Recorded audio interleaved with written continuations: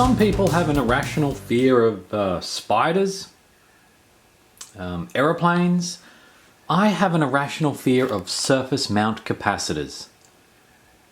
But that's not why we're here today. Today we're just going to have a quick look at these two hard drives. You're probably thinking, geez, they look modern and hip. They're not. They're extremely old and, well, I guess they're hip, technically, because you can fit them in your hip pocket. So there we go, we've got some IBM WDL-330Ps, which are compatible with the Sega Terra drive. Very, very useful nugget of information there. So I've got two of these. Well, actually I've got a third one in the Terra drive. They set me back a lot. They all work though, which is good. There's no stiction, which these old drives can get, so I've been told. Never witnessed it firsthand, thankfully. And the part numbers are slightly different between them. The FIU part number's the same though. MLC is different.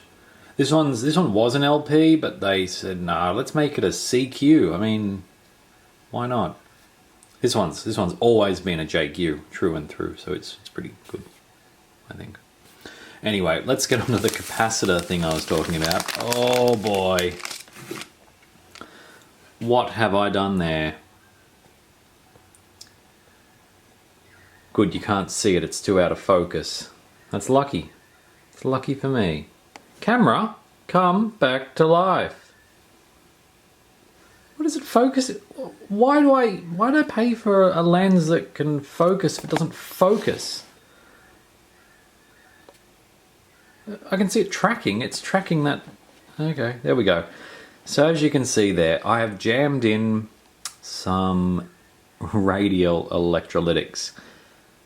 Since I now have tweezers for doing soldering of SMDs, I am going to replace these with SMDs. In fact, I'm going to replace a whole bunch with SMDs. The floppy drives are also,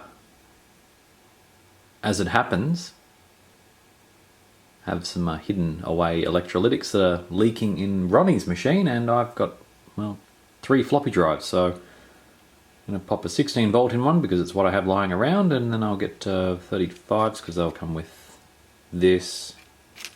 Something really, really long life on those, so I'm happy with those. Some 100s and 10s for the floppies again. So that's pretty exciting. There's a bunch of them in there. So I'll be able to do that. That's great. So I'm looking forward to doing that. I'll do that as a video. Just basically at the moment I'm correcting a whole bunch of my mistakes so I can sell this hardware. So any mistakes I've made like this. See, I wouldn't sell this to someone because that's just terrible. Same with the Super Nintendo where I've got capacitors like this. Yes, it fixed the initial problem of them leaking, but it doesn't resolve that they could snap off and rip pads off and just have all-out chaos. So, while it's better than the originals because it's not leaking, it's not the best. So I'm going to go ahead and fix that, right my wrongs, and pay my dues.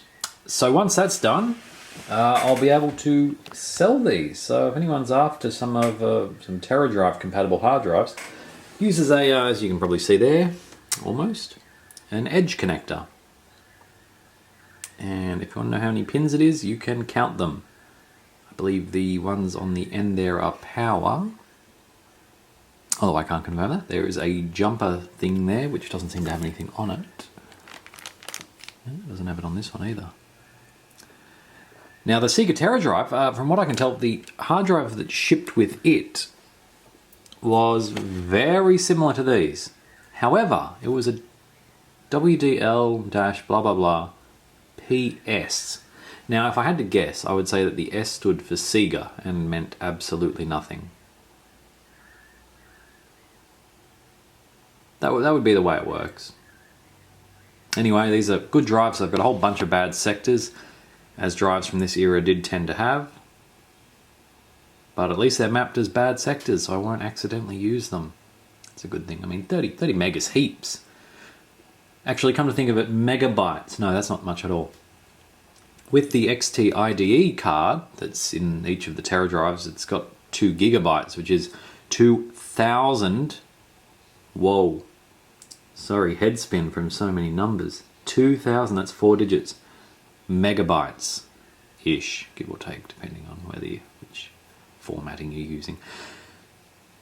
So I think it's worth it. Buy these soon when I repair them. Anyway, stay tuned for that video, and we'll also I've ordered a whole bunch of capacitors, so they're on the way.